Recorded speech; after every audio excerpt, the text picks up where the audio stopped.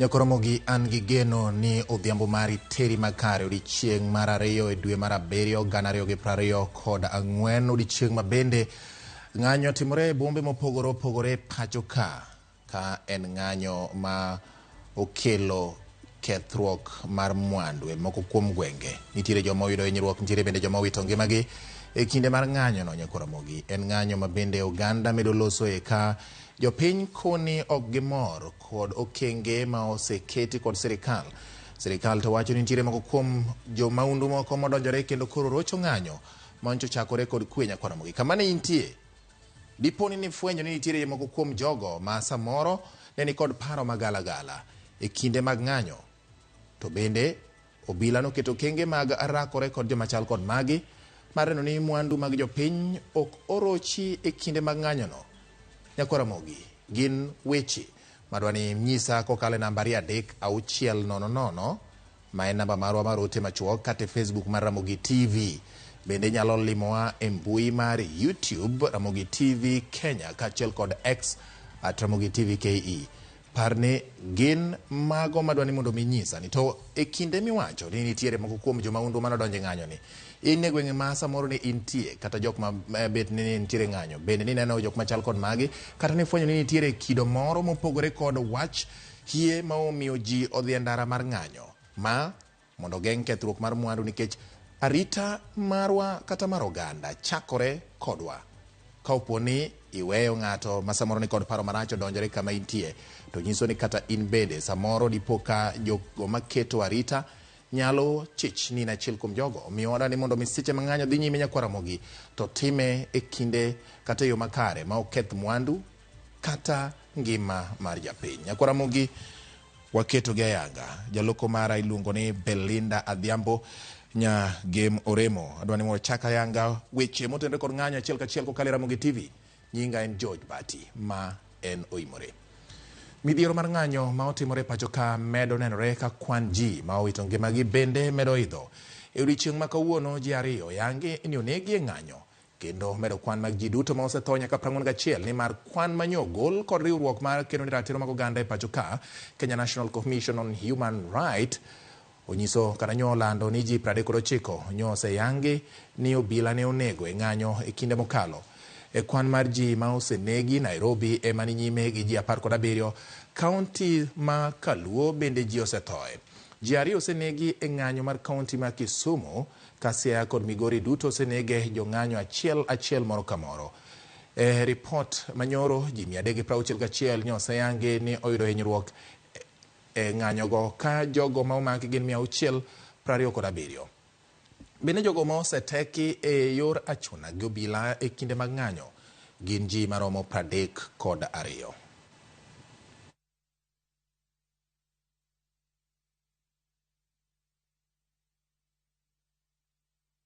Ka osuri Nyakoromogi ni chuny boma maduong' ma Nairobi ne odong' ka gunda e kinde madukni mathoth ne olor e kinde ma ng'anyo ma kidam ne odhi nyime e chuny boma.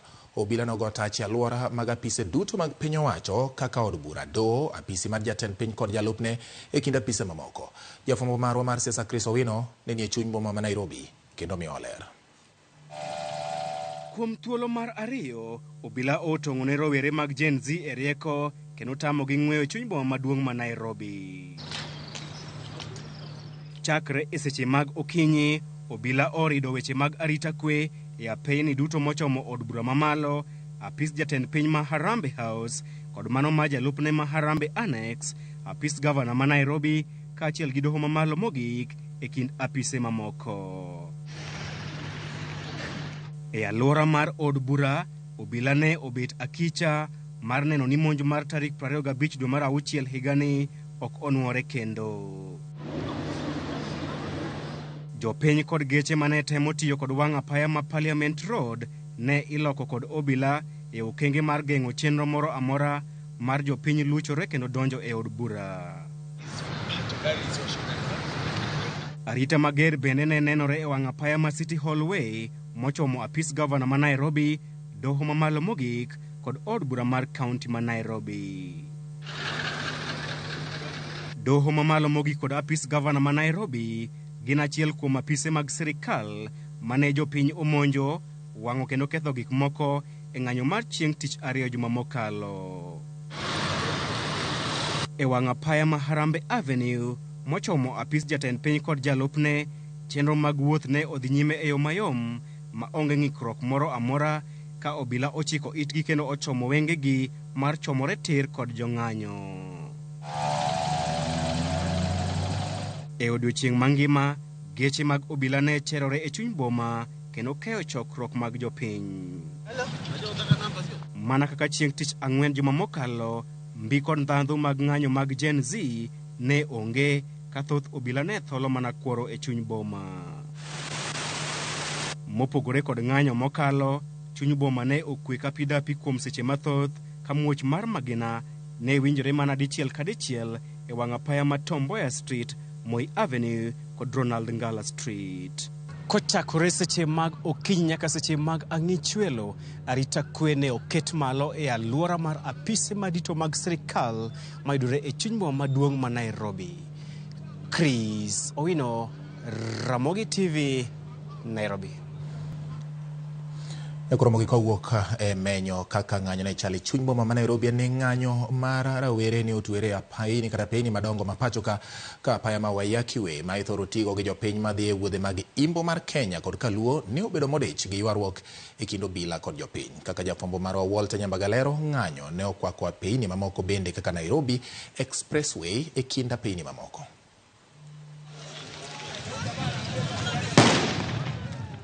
En odiechieng' ma jo ala joket mwandu kanyakla kod jogo matie sekta mar wuodhe ne nie kod chuny magoyo kibi ka gin kod luoro ne piny nyalo lil kachalo nade. Weche ne ber kendo wuodhe ne ni kare, mak mana ni kaka ne sa medo idho e kaka rowere mane ni kod chuny mar ng'anyo ne medo chokore mar ng'anyo. E apaya ma Waiyaki Way matudo jodak ma Kangemi kod alwora mare, apaya ma itiyo godo kod jogo matwenyo kochomo Kaluo, Nakuru, Eldoret, nyakla kod alwora mage ne oduogo makore kendo twere matimata. Karowere ne odina apayano kod kite kendo gimoko mach chuny apaya, gino manomiyo obila tich matek tweta mar golo kitego oko apaya. Jomatiyo kod nyamburko mag bas nochuno mondo lor jowuoth ka gikonogi ni wuotho gi kod kanyo. Moko kuom jopiny ne gikono ne ogolo aputh njiri mar tiendagi machama tuoni ka gitony kod ngimagi. E kweth obila mag GSU kod mago moyiedhi ne ochuno mondo med mar jiwo mijing'o mag arita kwe ka jong'anyo ne geto duka maduong' mar Quickmart mayudore apaya ma Waiyaki Way. Komanda mar obila ma Nairobi Adamson Bungei ne omedo kwan mag obila kendo reso ganda mane item kwal mwandugi kendo chuno gi neno matek. E apaya ma Nairobi Expressway, sirikal kwano lal maduong' bang' jong'anyogo ne monjo apaya mar Nyadhi ma Nairobi Expressway kendo rocho chenro mag wuodhe. Sasa hao walikuwa wamefungua biashara, hawakuwa na shida, wangefunga biashara tuandamane, lakini yeye anasema anataka kuangalia the both sides. E kar choko omenda mar geche ma itiyo godo mar Expressway, bende ne gitemo ng'ielo oko kendo ketho mwandu mathoth koda kama fupe manyiso nyadhi mar apayano. Obilago ne oduogo keyo jong'anyo kendo temo dwoko kwe apaya. Kuom thuolo mar seche 6 kobila ni kod tich matek mar temo pogo jogo mang'anyo to kod jogo madko chenro mar kwalo mwandu mag japiny. Walter Nyambaga, Ramogi TV, Kangemi, Nairobi. Kawasuri ni rawera moro chiel kod magina ma wetu ngimane kinde ng'anyo mar kwedo tend jatend piny William Ruto e kaunti ma Migori. Jafwambo marwa Jojuma miyo walere wi chal mar ng'anyo ma Migori kawuono. Rawerani mabende koro poko yang nyinge, mabende wachore nena achiel kuom jogo eko mane obang'any bo marongo ne ochiel kod lisasi e kinde rakruok manobede kinde obila ka achiel kod jomang'anyo. Ten migao mathoth e kaunti ma Migori yango ni rawerani mane ogo kod lisasi e ng'ute ne oringo e osiptal maduong' marongo, kata kamano ne owito ngimane kane pok orwake e od thieth. Ka opogore kod gwego mag Rongo, ng'anyo kaunti ma Migori bende onenore e boma ma Wendo, Migori ka achiel kod Isebania e sub kaunti ma Kuria West. Kenya hinyore to eno wacho ni eno protect mali ya wananchi, mali ya serikali. Kanyiso president ni president ne waero to tich otamo president. Wadwa ng'anyo nyaka chieng' moro wawinj ni odhi dala. Congress power. E boma ma Migori kwan jog manie wuok oko mar ng'anyo ne ni piny ka ipimo kod kinde ng'anyo mokalo ka bende ne en ng'anyo mar kwe.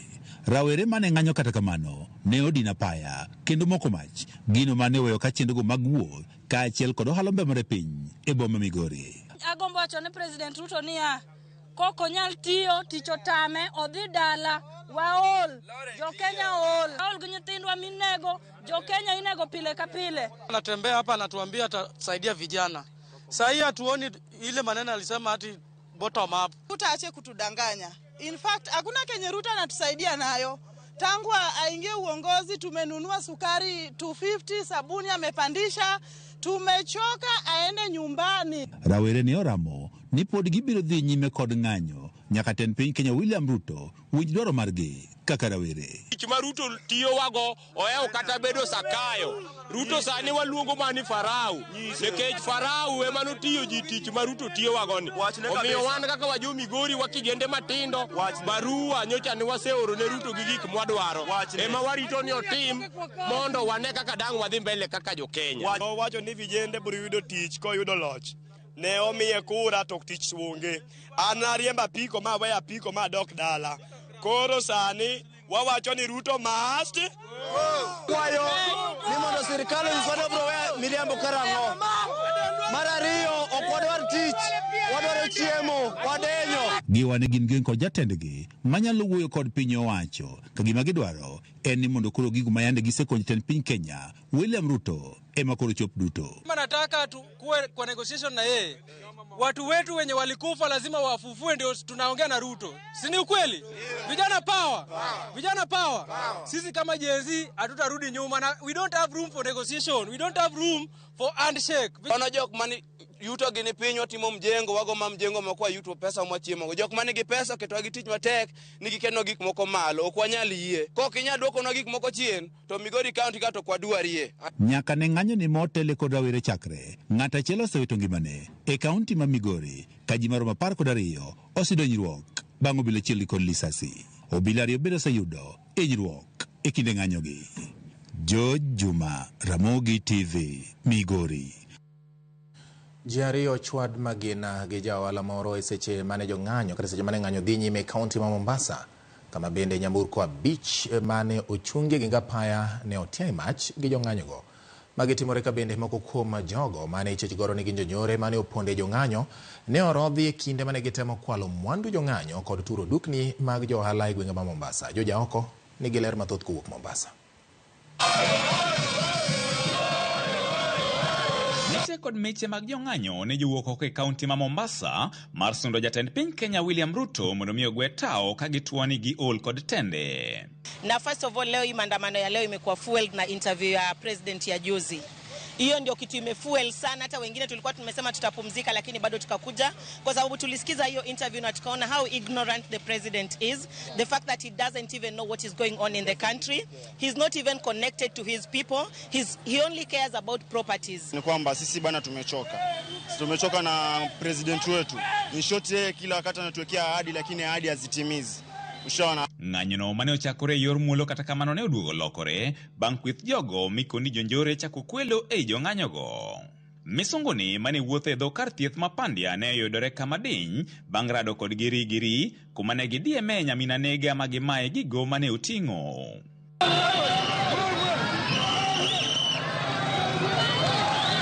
Weche ne okopogore e alwora ma Fontanella kuma ne gipor kuom jagoni ka gitemo maye gi thuon.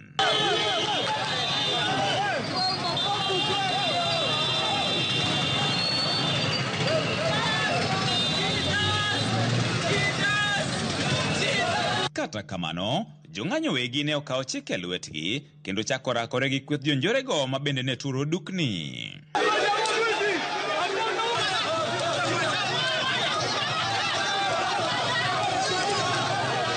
Hao tuseme hawako na sisi maandamano yetu ni amani mnavyoona. Sisi hatuna ubaya na mtu na hatuna ubaya na biashara ya mtu. Tunapoandamana sisi tuna amani, lakini wale vijana ambao wanakuja ndo wanaleta mikosi yote, wanaleta shida pinda wanapoona biashara za watu zinaendelea na wanavyovamia wazazi wetu. Tunamwambia Zakayo ashuke. hatuna chochote cha kuzungumza na yeye. Kwa sasa hatutaki kuzungumza na yeye, hatuna mazungumzo yote ambayo tutasema na yeye, na hatuna ubaya na yeye, hatumtaki tu. Kama vijana tumesema awachilie, it's okay. Amejaribu penye anaweza na tunaona sawa.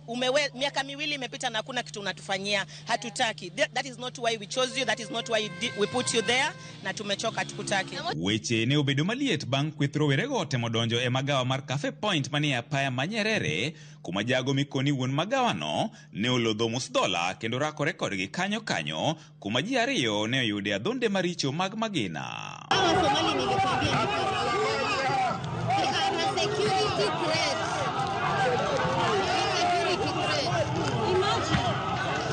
Bang' masira makamano, jong'anyo mane ni kod mau mager ne jotiao mach e gache 5 mane oten e geng apaya e alwora mag magawano.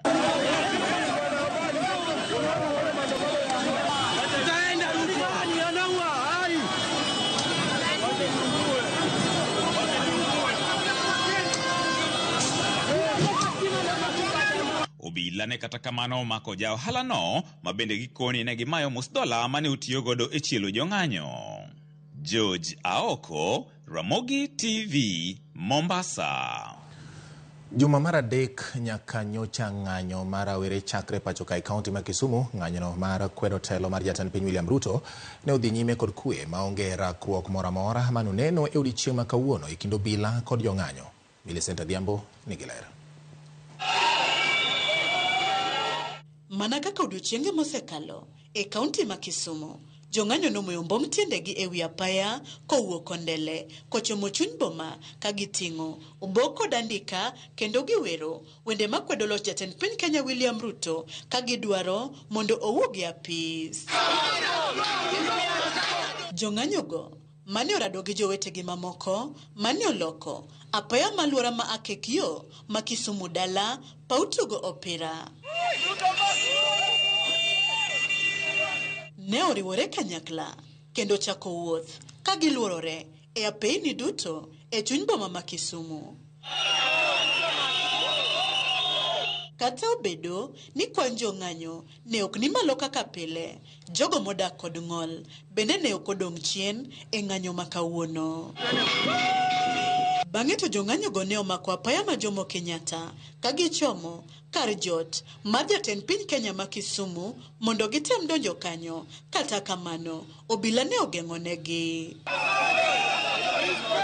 Jong'anyogo ma odiechieng' ma kawuono ne otimo ng'anyo margi e yo mamuol are chakruok nyaka gikone, makata rakruok moro amora mane oneno e kindgi kod obila ne onge. Oramo ni pod biro dhi nyime kod ng'anyo nyaka chieng' biwinj ywakgi kod dwachgi. I'm out here protesting today because I think we've had enough of Ruto's lies. The church is taking their side and we're done with it. We're tired. Tunasema Ruto atoke. That's all we're saying. He can't keep lying to us. He's hurting us. We can't keep doing this with him anymore. The president should listen to Gen Zs because we have made our demands clear. We are peacefully protesting today to make those demands known so that he knows that we are still on the same business, that he must listen to Gen Zs. We are tired of committees and organizations that do not represent us. We are here expressing our demands peacefully.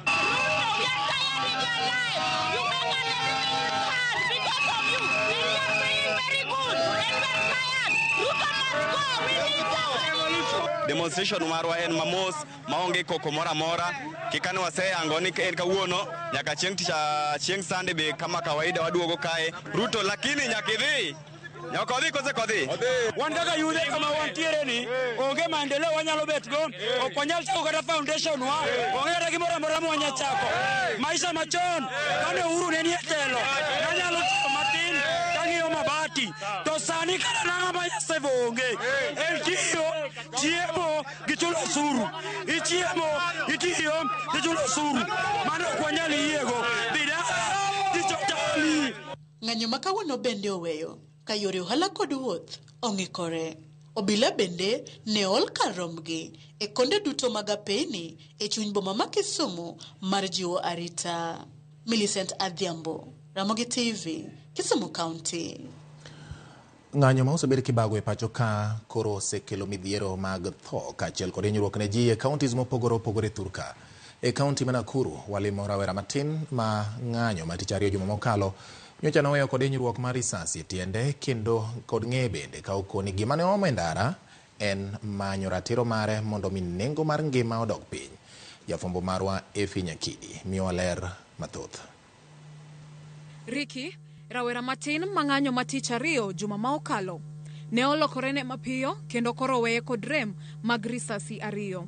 Ma en achiel kuom rowere mane obago ng'anyo e chuny boma ma Nakuru juma ma okalo. E wuok mare pacho ne ochano bago ng'anyo mamuol kendo dok pacho kongima. Court me agree tutokee peacefully, it was a peaceful protest. So kutokea tulianza saa 4 vizuri tu, it was peaceful until tukaenda the Nakuru State House. Najua venye our president anatutenda. We decided to come back to State House to protest to at least hapo ndo tunaweza sikika.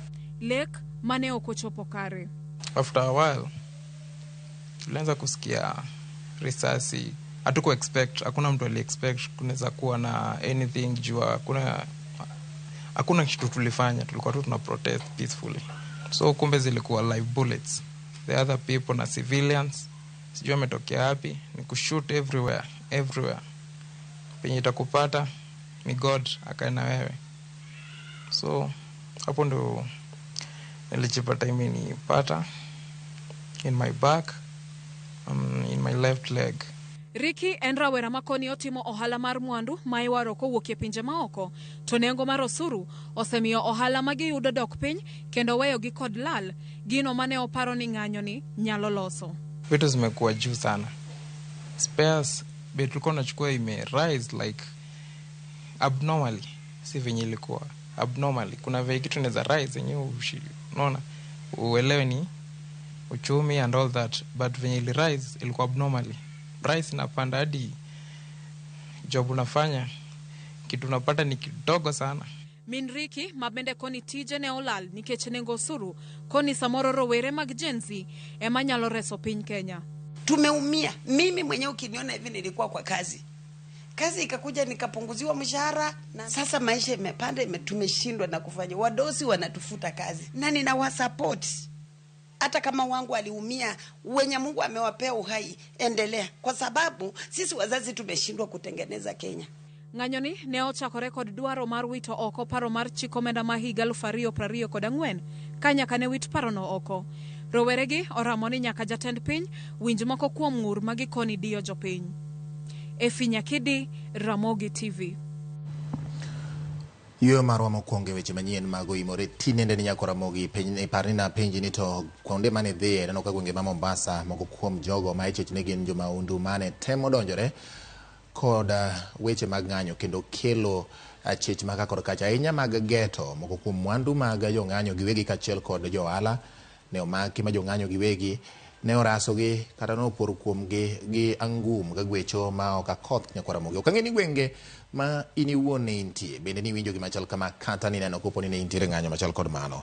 Kwayo mane medo yudo ka nyako Ramogi kowuok kuom jogo maneno ma odhiambo ma kawuono ni mondo oganda mawuok kaluo kik keth mwandu ma osebede piny luo ahinya to wang'o apeyni kachiel kod muko gigo manyalo konyo oganda ka giwacho ni joma biro loso magi samoro nyalo bedo mapek. Bati awuoro kaka Kenya mani owuok Claudio Wero Makbada aparo ni mane manyalo konyo anini malera ahinya.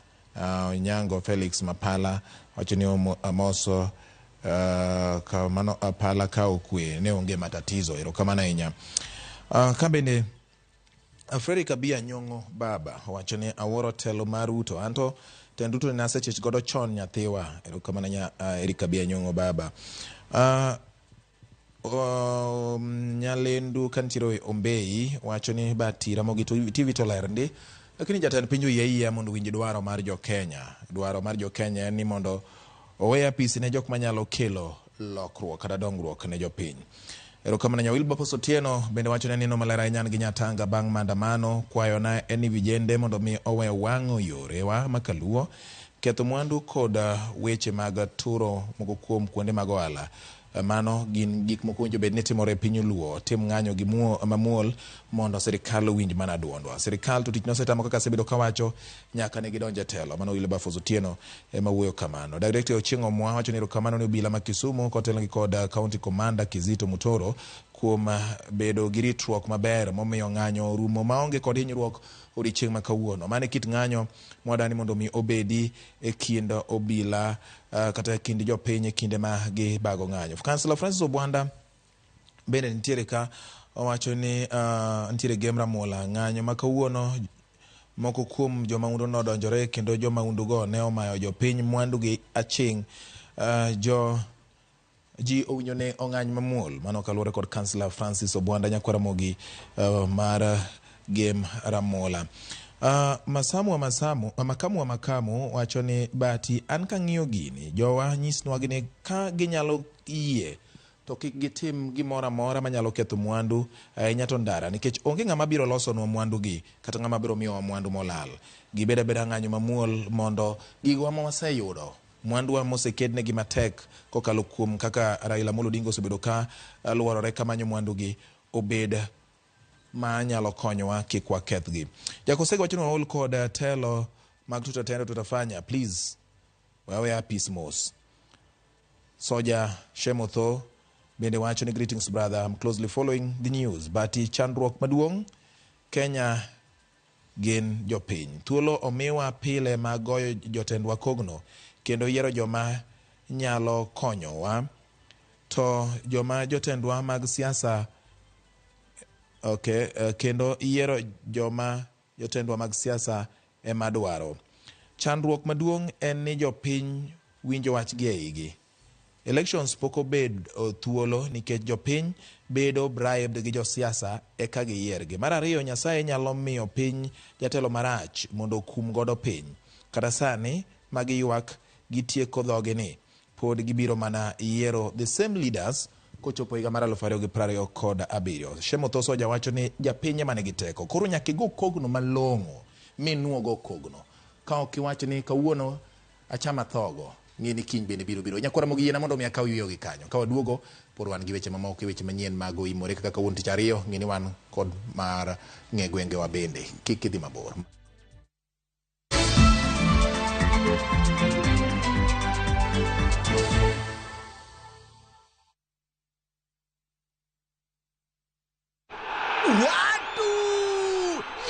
Fire, ile best, ile finest ndiyo hii mazee. Shikisha mili na Euros with Shabiki.com.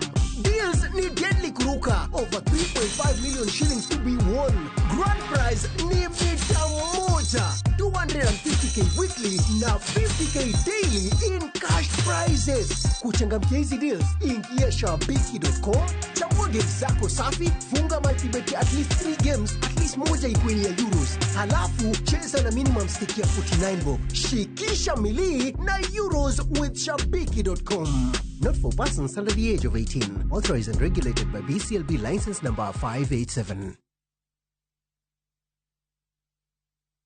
Hi there, I'm your new friend Panda from Paokwa. Come along for our adventure today as we take you through the hummingbird tales. Kim and I are going on a camping trip with our Scouts troop. But first, Tilly, AJ, Kim and Penda will explore some inspiring African stories. we will learn together about Dr. Rachel Masake. Can I ask you what you are good at? Maybe you can draw or run the fastest in your class. The little ones of all ages will continue learning as they watch the best content on the go only on Viusasa. There is so much to explore.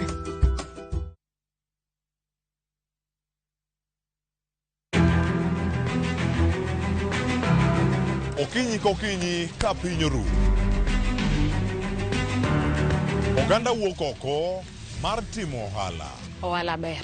Ohala chakre iwi. Johala matindo koda madongo giduto giwuok to gintiere e yor manyo. Nyaka ibed gi excellent customer service. Tim kinda moloyo gimoro amora. Wabiro menyo ni ohala mopogore opogore. Atimo ohala mar brandi. Watimo ohala mar hotel. Atimo ohala mar agrovet. Ka wamenyo ni lony madwarore mondo mi chakgi kendo kaka inyalo tayogi e yo makare.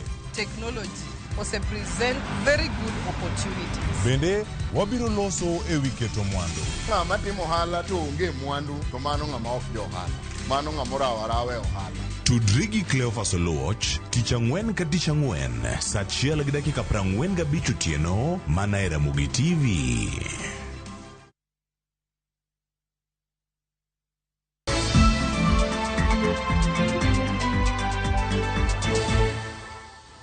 Machiegni kendo nyakora mogi bang' wuok e yweyo machuok no wadhi nyime gi weche manyien mag oimore. Obila e kaunti ma Migori osechako timo nonro e wi tho mar komanda mar sub-kaunti ma Kegonga James Mugo tok nyawadgi chiele gi magina e bamne kuom hawi marach.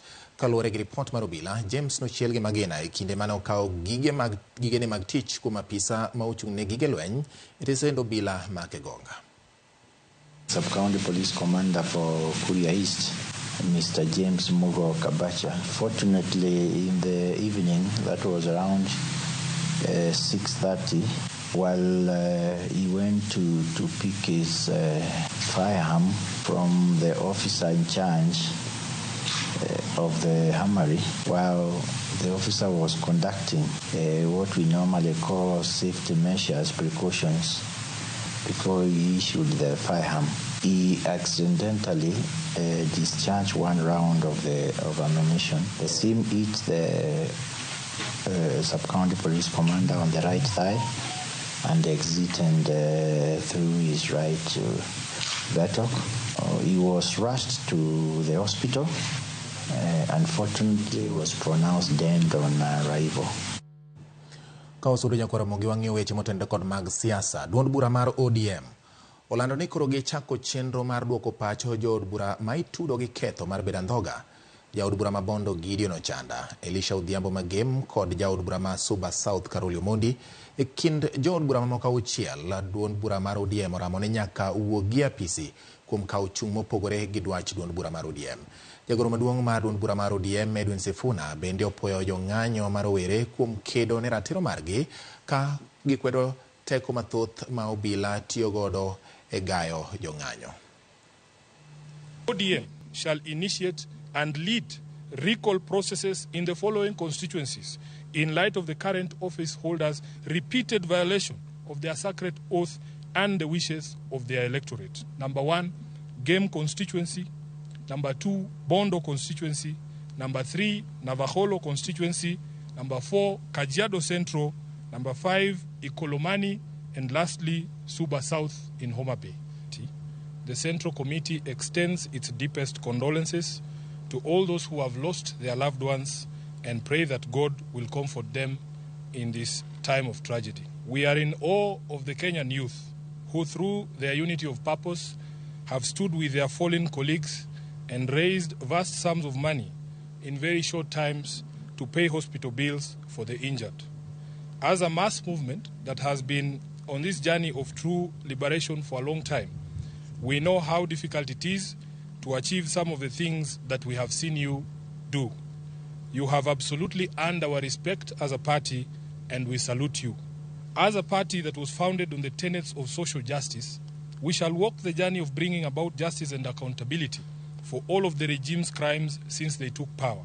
What happened on the 25th of June 2024 amounted to a vote of no confidence in the Ruto regime. Instead of focusing on cutting wastage, opulence and corruption in his regime, he is hitting back at the Kenyan people with threats to cut funding for the judiciary and the county governments. Kwaweregi mag duond bura mar ODM nyakora mogi wadhi motende kod weche mag masiche kama ji abiriyo otho e masira mar senyruok mar kar kunyo mula moro manitiere gweng' ma Oboj B e sub-county mar Arieda. Jalup Commissioner mar Arieda Kennedy Ranalo oyango ni ji mamoko 8 oyudo hinyruok e masirano manotimore okinyi ma kawuono. Masirano bende oyangi gi komanda mar obila ma Siaya Clety Kimaiyo. They were excavating, they normally scoop that sand out, and then the soil collapsed on them. They were deep in the trench, so it collapsed on them. 7 died on the spot, 8 were rescued and taken to hospital. Yeah, that is it. And it is not very far from the place where we also lost a person, 2 persons some time back. It is not far from that venue. We have already gone to the ground and we have told them that those mines are dangerous. And in fact, this is not the first time. There was a directive that following the heavy rains that poured, the soils were loose. So we did sensitization meetings directing them to cease those operations until when they are advised to continue by the geology department. We have talked to them, we have cautioned them directed and cautioned them to vacate the site and cease operations. Yakuramogi e chenro mar ng'e gwenge wa kaka naseng'isi kawuono ne warango siganda nyinga gweng' ma Orlando Ouko ma yudore e kaunti ma Kisumu. Nonro mar Orlando Ouko chalo nade? Jafumbo marwa Millicent Adhiambo miyo aler. Nyakoromogi Ajwang' en tich ariyo manyien kendo arwaki ni machiegni e tielo machielo e tiendo ni mar ng'e gwenge wa. Kalapapla mar ng'e gwenge pod onyonre mana e kaunti ma Kisumu. Kuma owuok e sub county ma Nyando, ofuyo ma obiro piyo e sub county ma Kisumu East e ward ma Kolwa Central e gweng' ma iluongo ni Orlando Ouko. Mana kaka pile wachao kod paro mopogore kowuok kuom jogweng' kotino kod nonro mar nying mar Orlando Ouko. To kachako daka mwaka ma 76 nayudo kolalo ni onge mane ni en achiel kende mani nyono kama kikalo kacha makiwuotho to tetni kama kendo lalo kane onge ji mang'eny ne tho e pi nikech olalo ne onge. Inyalo idho lalo no tilwar piny to ok yudi. Mano ne timore. Koro mano bedo kamano kochopo mwaka ma 89 to Ouko Robert ne timo campaign ne Nyakeuka. Koro kano biro to penjo wa jokolwa kani to udwaro ang'o mondo alosnu. Nwakone ni shida ma wan go pigni nego wa ok wanya dhi town bende nikech town idhi kikalo aora. Koro no ok wanya dhi. Wachuno wan waluoro Nyamasari. Koro moloso no lalo ni. Koro bang' loso lalo no window yot nikech anyalo kawo gira tatero town tauso kendo duogo maber. Koro lalo emo miluonge no Orlando Ouko. Aora ne onge daraja. Koro ka no onge daraja to yudo ka by then Ouko madaktari the late ne o campaign to harakati mano campaign no kano penjo wani ang'o manyalo konyo u godo kaka un jodak ma Kolwa Central to no anyiso daktari ni gimi nyalo konyo wago mine wagi gi jodak makagi kagi ya town kagi ng'ada aora ni to miyo gi pek sana. Koro daraja more inyalo loso no ka mo Ouko no loso no daraja. Koro kano loso no daraja no dong' nyaka sare ne no Orlando Ouko. Nyakoromogi bang' winjo kaka jogweng' oselieko paro kotino kod nonro mar nying mar Orlando Ouko, we koro wawinja nena kuku mar nonro mar nying mar kata chakruok mar Orlando Ouko. Chon aora ni ne pong' kendo ne onge kaka ni kadhe ma joma ne kadho ji ne kaka mine ne ng'wano mana lewni malo eka gikadho ne opong' kabisa. Kendo ne wan gi daraja moro kae mani kadho gi tielo to bende kadhe ne tek. Koro nochopo higa moro nen gimoro 89 the late minister Ouko Robert e kinde mano campaign. Koro kano chopo kaendi to neno kaka ji chandore. Kore mano loso nwa godo daraja ni. Koro gimomi iluonge no Orlando Ouko tiende ni area wa kaendi o daraja iluongo gi dholuo no lalo. Koro kaka no oloso nwa gono. Koro wachake wamiye nying mar Orlando Ouko. Ouko ne Nyakeuka. To ko Ouko ne Nyakeuka to lalo ni ne onge kaka joge ne kal kata ka dhi loka cha. Koro Ouko no neno ni mondo los joka negi olalo magikalo kaka dhi loka. Ma emomiyo nochaka no Orlando Ouko. To Orlando Ouko umbe landre kod wach mane? Orlando Ouko gi sani gimomiyo landore. Momiyo sani be olandre ahinya. Chon nen kama nok ber ahinya. Bedhi marasi no Orlando Ouko inegi ji. To kuma dier kayo lalo ka onge ng'ama waseyudo utewa wayudo no tong' ka motho. Nyalo bedo mana ng'at moro mamayo wadgi to ng'ama otho moneka ok waneno. Umbe landre nikech yani joma ng'eny winjo ni Orlando Ouko gigoro gimboga mondo gibi gine ni be ni en joma kwaro en kama duong' ahinya but ok oduong' en kama tin. Gima umama kailande go sani en kamoro maduong' mani gik ma nitie ok ne ka sani ochalo kaka chiro moro mochakore maendeleo dhi mbele. Dukni chon ne onge, sani dukni nitie, gik moko usre kaendi mang'eny maywayo ji. To bende nitiere dongruoge ma Orlando Uko osenyuolo e alworani nyaka ne ochakre. E lopewa kwerewa gi iluongo ni investors nodonjo, jonyiewo loka ok koro luongi ni jodak, mago investors wa. Gikelonwa dongruok mang'eny. Iyudo ni ng'ato konyiewo kare moro ochako ohala moro kanyo, okelo dongruok mar e center. Koro wamedo yudo tije mabeyo beyo kaka wambe wanja apiko. Iyudo ni ng'ato ogero landi, to landi koseger nyaka oyud jodak, to jodak manie i landi go moko dhi town. Koro mano dongruok number 1 mokelonwago investors wa modonje iwago. Chon en remote area, gisani iyudo ka ji biro manyiso ni town donjo oyudo wa iye. Neno ka nyaka sani anyalo neno gorofa an godok bathe ka, iyudo ka ji mang'eny otimre nade biro ka odak e gorofa no, iyudo ka ohala dhi mbele. Chiro wan go ka iluongo ni Kolewe, mano chiro ma wadhiye gokinyi to wakawo alodewa to waidho peng kata tuktuk nitie tero wa town gi giwago. Koro mano konyowa kanyo. Nyaka chak dongo sani no ka sani yo Kisii nitie ji nyiewo lowo ok en ka chon mane mag dhoudi ni kiang'o ni ok joko makama gibiro jomoko nopogore biro nyiewo lowo odak kod kamoro achiel.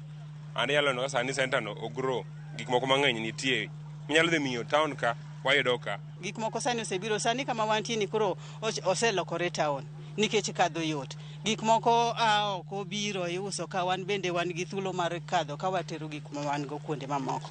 Chon ne onge lendi ni kata stima ne onge, kata pi mar Kiwasko be ne onge.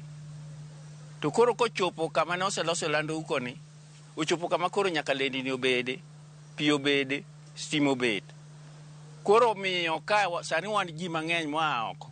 To gin rem mage ma jogweng' ma Orlando Uko ni godo magikwayo mondo mi otimnegi mondo Orlando Uko omed dongore oting're malo kaka gwenge mamoko.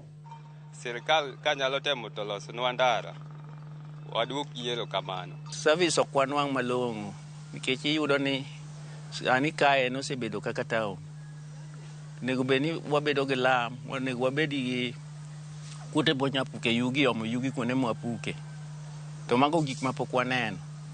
Mar ariyo, wang'iyo ni kuondegi obedie kuonde minyalo go mtaro malong'o mondo pi oring odhi kuonde manyadhi. Koro ndalo ma koth ochwe wabedo ga gi chandruok, kendo pi donjo nyaka e udi. Koro ka sirikal nyalo yie, kata kanti nyalo yie, to gikonywa mondo kuondegi obed maber. Mana kamano Nyakwaramogi gi Kanye mwachopo gode giko matelo makawuono e chendo ni mar ng'e gwengewa. Omiyo kikidhi mabor med kete mane wang' jowi mar Ramogi nikech kae e mwabu medo keloni nono mar gwenge mopogore, mago misewinjo, mago ming'eyo kod mago mikia. Oriti masani nyinga Millicent Adhiambo, kata kiero tinyaluonga ni Nyaboma.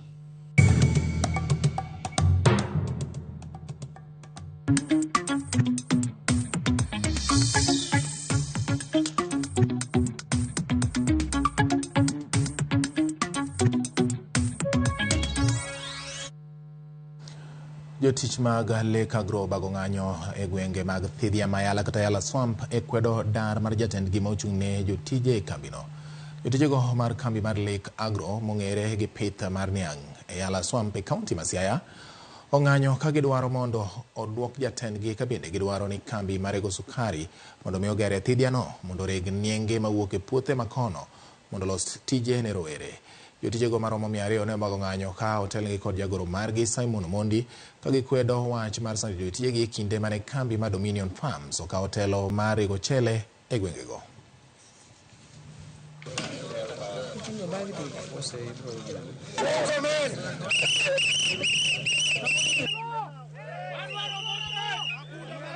Dominion kane kae ndigo noweyo sambani iliwet ng'ato nomoseso duor. Oserito mwandu makata gimikwalo gimitimo nade onge.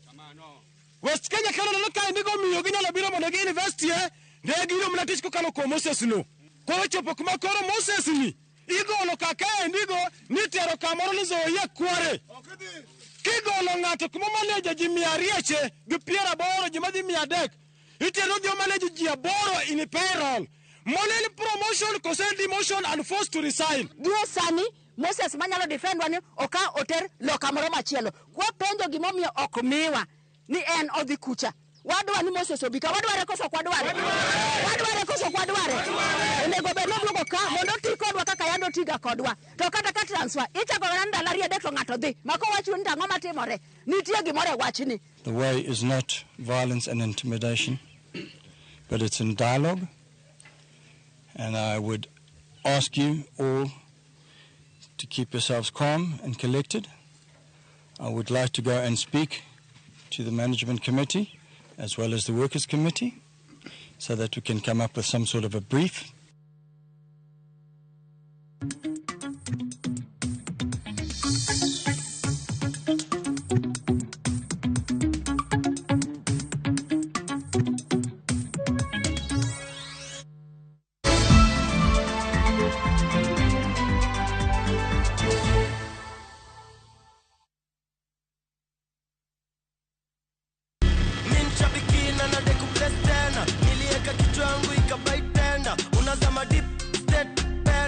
Nikaingia kwa mkahawa, mimi kichwa yangu akili zangu zote ilikuwa kwa nyama choma.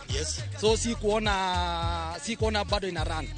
Vile nilienda tu kukaa chini na nikarudi kwa simu, nikapata bado ina run. Nilistuka sana na nikakaa shout immediately. Vile niliona hivyo hata nyama nilikuwa nimependa, nilijaribu kutafuna iko ngumu sana.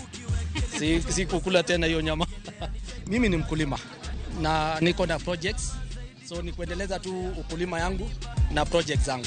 Ukichukulia ikuwe ni rahisi na ujue vile mtakaa na captain mcheze mzuri utaielewa. Lakini with the time the more unacheza the more unapata experience na unajua jinsi ya kucheza. Aviator ya Shabiki.com inakupa the biggest multiplier in Kenya. Shinda up to 50,000 times your stake. Yani ukiweka stake ya 100 bob, ndege ipeperuke, unashinda 5 million within seconds. Na ndege pia ikifly away, Shabiki.com inakupatia 5% refund ya stake yako kila siku. Usikubali kulose. Changamkia Aviator on Shabiki.com. Not for persons under the age of 18. Shabiki.com is authorized and regulated by BCLB license number 587. Ramogi. Regulation okodi through gimiluongo ni public participation. Be ikori mar donjo matut e weche madongo e Uganda wa. Ribadhi ma wuke NTSN ng'eny seriously. I have to say this. Wanono weche siasa kod weche mamulongi majopiny. Sama gigo nyaka japur. Nikech japur ni obro puro kande ni otere kande. Buch jopiny en kama wamiyo pek paro kachiel kod nonro maintiere godo. Wan gi chike mabeyo matayo gigi waduto te. Ok diang' wach every time ka ng'ato dwaro to waloko chike. Nyinga Trevor Ombija jandingo panga jonyakach dendo nombija taya nyakwar guoko cha pesa. Wanere kelo. Tich adek ka tich adek, saa adek otieno, mana e Ramogi TV.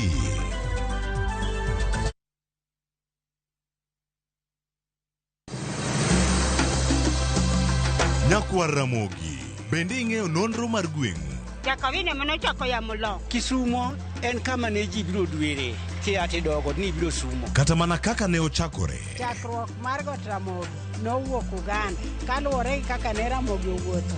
Tich ariyo ka tich ariyo, Millicent Adhiambo. Machiegni e chendo mar ng'e gwenge wakatielo makawuono, wakelo ni nonro mar gwenge yo koloni kendo mi lere nyinge, chakruok kachiel kod humb gwenge mopogore. Kisumu nowuok kuom nying mar Kisuma. Ei manyaka kaendi, umbe landore kod ang'oa. We wawinj anena.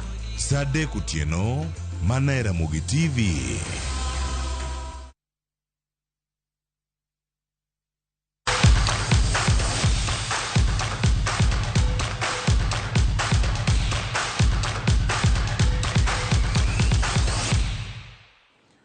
Nyakoro Ramogi koro wadonje weche mag tuke ka wang'iyo motenore kod mapacho ka kod mapenje maoko. Joloch nyadi 21 e tuke mag adhula ligi mar mapacho ka Gor Mahia oyiero Leonardo Martins Neiva kaka kocha manyien kendo obiro kawo kar Jonathan McKinstry owuok e klab no kadhi tayo tim maduong' mar Gambia. Neva ma en jagni 38 owuok e piny mar Brazil ka tije mar kocha osetayo clubs kaka Viper Sports Club mawuok e piny mar Uganda, Yanga kaachiel kod club mar Almeric mawuok e piny mar Sudan. Kocha no ibiro kony gi jatugo machon mar Gor Mahia Zedekea Ziko Otieno kaachiel kod Michael Nam. Tim mokwongo mar kocha manyien en tayo Kogalo e tuke mag Sekafa Kagame Cup ibiro bagi gi tarik 8 gi tarik 22 dweni e boma ma Dar es Salaam e piny Tanzania. Ting mapek biro bedo ka otayo Gor Mahia Kogalo e tuke mag CAF Champions League. This giant of Kenya, also this giant of East Africa. And also I'm sure that we are going to try our best to put Gor Mahia in a better level of the African football, African continent. And of course that I would like to say thanks a lot for the Mr. President, Mr. Hatcher, also for the official members for choosing me for this great opportunity. Kausudani Team Kenya jotugo maige ni piny 23 biro rito tugo e kind tim mar Angola gi Lesotho mondo giyud thuolo mar donjo e nus finals mag tuke mag Kosafa madhi nyime e piny mar Afrika ma Milambo. Kenya noloyo kocha kata jaloch machon Zimbabwe gonde 2-0 e tukgi mogik mar grup mar B. Osino Odhiambo nomiyo Kenya gol mokwongo e dakika mar 54 kapok Benson Omala mano yudo mich mar jaloyo e tuke mag lig maduong' ma pacho ka yudo gol mar 2 e dakika mar 73. Kenya otieko e thuolo mar 2 gi points 6. Pono ni Angola oloyo tim mar Lesotho odiechieng' makiny, Kenya biro wuok e tukego. Atieno has provided quite a sumptuous, are so well structured, so well drilled to deal with that Zimbabwean attacking threat. Benson Ochieng. Ochieng is through on goal. That's number 2 for Kenya. That's the goal that might send them through to the Kosafa Cup semi-finals for the very first time in their history. At the back for Zimbabwe. Oh, it looks like Benson Ochieng did get the meaningful and final touch. Just got there ahead of Muriwa. A very difficult first half because of the wind. The wind was going against us, so we were finding it tough to pass the through balls to our striker. Then coming into second half, we knew the wind is going on our side, so we had to push so that we can get the 2 goals. We were not stringing, our passes are not done well. And then the other thing, we lacked a leader. In the first half, we were like everybody was quiet, and then we had a chat at halftime, and then we told them we need to be leaders, all of us. We need to talk, and then it should be positive talk, not just talking. So that is, I think, is the other thing that worked for us in the second half. Riwruok mar Beyond Hoops Africa komakore gi riwruok mar Dano keyo obago tuke mag okapu ne nyithindo mawuok e kuonde ma ji yutogi ni piny e sikunde sekondar ma Dagoretti, kaunti ma Nairobi. Kowuoyo gi jofwambo e kinde mane tukego dhi nyime, Dano keyo mane en jatuk okapu machon ma bende notugo e boma ma Boston e piny mar Amerika olero ni Kenya kadwaro mondo onyisre kendo tim maber e tuke mag okapu e kind pinje mamoko onego mi rowere thuolo mar chako tugo kapod gitindo. Bang' bago tukego e boma ma Nairobi, counties mamoko kaka Samburu, Lamu, Migori, Kakamega kaachiel kod Turkana bende biro yudo thuolo mar bago tukego. Our next generation honestly is just focus and just, just attention to details and just, don't do bad stuff and just, stick with sports, stick with academics, stick to the things in life which is just really going to help you in life, and just try to mold you to be the best version of yourself. Because we want to teach our sportsmen basketball fundamentals, because we realized that our greatest players wakienda out there, it becomes difficult for them to adapt, because maybe there are things that are not taught, wali learn to basketball from a friend ama hivyo tu, so we are trying to nurture from as early as 7 years. So imetusaidia sana because inatujenga, inatuonesha unity pia, as in to interact with people, even as you see tuko na disabled pia. Riwruok mar Athletics Kenya kachiel kod komiti maloso ng'we mag Nairobi City Marathon ochwalo tielo mar adek mag ng'wego kowuok tarik 7 dweni nyaka dwe mar 9 bang' bedo gi lalruok gi jokanyo kachiel kod jong'wech. Riwruok mar AK olando ni ng'wego ibiro bagi tarik 8 dwe mar 9 ka jogo mapok oyudo thuolo mar ndikore bende koro mi thuolo mar timo kamano. Tarik 7 dweni mano chan ni ng'wego biro timore bende en odiechieng' mar Sabasaba ka ng'anyo madhi nyime pacho ka igeno ni nyalo bedo odiechieng'no gino ma bende omiyo ng'wego koro chwal nyime.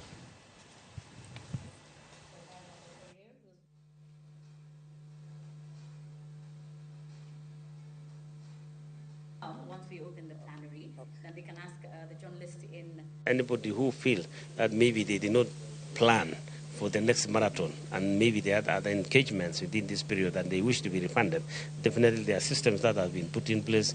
We have their telephone numbers. If they wish to be refunded, they will be refunded anytime they feel like. But if they want to continue, we appreciate that. But as far as their refund is concerned, yes, automatically they'll be sent their money back and everything that they might have used will be taken care of to make sure that nobody is inconvenienced. It is always good to listen and to adjust our program as it is. So we have accepted and we said, let us adjust the program to 8th of September. And so let me also take this opportunity then to thank those who have already registered, to ask those who have not registered to take this particular time and register in big numbers, because we would like to see this third edition being the biggest out of the 3 that we have organized.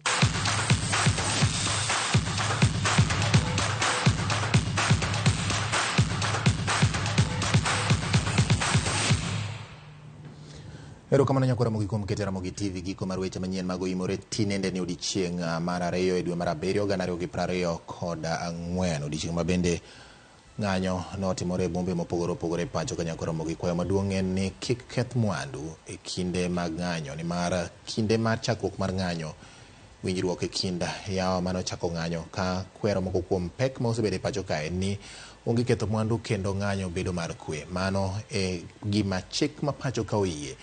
Mwandu mokethore e lweti samoro dipo ka ochieni chieng' moro miyo arita mar ngimani kachiel kod mwandu bende chakore kuomi. Eric Nikodemo kawuok chunge Kenya Mkago wacho ni bati Kenya ni wang' ni itae gi ng'anyo wabiro mana ng'anyo kaka jatend piny dwarono. Maxwell Vanlak Tobias watching live from Sorika Rungu wacho ni akondani kama kawaida. Erokamano ahinya kuom kete. Bab G wacho ni no kao duonde mar kata wach mar jong'anyo keto ka nyakwara mogi. Okay. Joshua Dhoch Soja wacho ni winjo yo makare. Pilot mar Ndhiwa wacho ni gin gi nyar god mesa. Erokamano bati kuom kelo na weche manyien mong'ith. Wach mar ng'anyo to walemo ne mondo piny Kenya obede gi kwe. Okelo alwach majakiranda ka chieng' Ward 7 wacho ni bati piny tek sana kata paya mawuok Sori Road ni olor kabisa gi jong'anyo. Wuoro kaka weche bedo matek e kinde gi mag ng'anyo. Kasto Muri Kisakwa wacho ni jal ma oma gigene moyiech lepe Mombasa cha wach malit na omiya timo mos. Jong'anyo beda gi kwe. Erokamano ahinya kuom keto. Jana Maus Ngege kantiere Sori wacho ni agomos ne jogo ma owito ngimagi kana ma familia magi owito jogi e kinde mag ng'anyo, jok moyudo hinyruok mar yudo chang mapiyo. Erokamano ahinya kuom keto Ramogi TV. Tinga Wudi Nyorato wacho ni winjo yo makare kendo nena bende e yo makare. Mor gi weche manyien kaka biro achiel kachiel live from Ramogi TV. Okay, erokamano. Kabende joma medo ndiko naka Kennedy Omamo odayo kawuok kolal Kabondo wacho ni oneno rimore makare ka entiere Nairobi ka kendo wacho ni ojiwo jopiny mondo kik keth mwandu e kinde mag ng'anyo. Architecture Shiraku Akelo mano nyakwar nyapi mar Kadongo Kabondo Osuri School bende neno wayo makare omor ahinya gi weche manyien mag oimore kaka Ramogi TV luwo weche e konde duto ma pacho ka nyakwar Ramogi. Nikech thuolo ma bende wan go ji osekikore gi ng'wech ka kod kacha.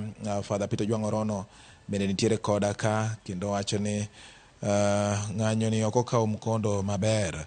Jo mondo miyo ng'any kod kwe mondo duondgi owinji maloyo timo timbe mag maundu ma samoro nyalo miyo obila hinyo kata rakore nyaka gi jok mang'anyo mane yor kwe nikech ginyalo paro ni joma undu moko opondo e kindgi. Mano Father Peter Ojwang' emowuoyo kamano ka entiere Kisumu Nyakwaromogi. Kaka nyisi ni ji ne ocherore koni gi kocha ka gigolo duondgi mondo sirikal winji moko kuom gigo ma gidwa ni otim kata lokruok ma gidwa ni mondo mi obedie. Omiyo nikech odiochieng' obedo marabora, an bende adwa ni mondo idhi ywe warit kendo odiochieng' machielo mar Nyasaye, odiochieng' makiny, odiochieng' mar adek kata dwe ndalo adek dwe mar abiriyo 2024. Ka kamano jaloko mara obedo Belinda Adhiambo Nyage Moremo Nyarakala kuom thuolo duto te. Ka bende e kindono director mara Lindsay Simani kachiel kod jago picha mara Ben Nyakwaromogi Keva ma en sound master gi dho ngere. Kanyo bende wan kod Liz ma nitiere weche maga gik manie ne ng'eyago, kasto wan kod Liz Ndwati, Liz Awino kachiel kod Liz Ndwati kachiel kod Liz Otieno. Koro wan gi Liz Ndwati, Liz Awino, Liz Otieno gi Lindsay Simani. Nyakwaromogi kawuono ng'enye dalani, omiyo kik ibed gi wasiwasi. Odwa mar kawo weche manyien Ken Muga kachiel kod Jaibonya jatend Nyakwaromogi to kod reporters duto te mowuok e gwenge mopogore opogore mochoko wechegi kendo kelo nigi achiel kachiel. Erokamano, in bende mi puoch gi pak. Nyinga en George Bati. Daddy Cool wuod Tsunami oriti masane.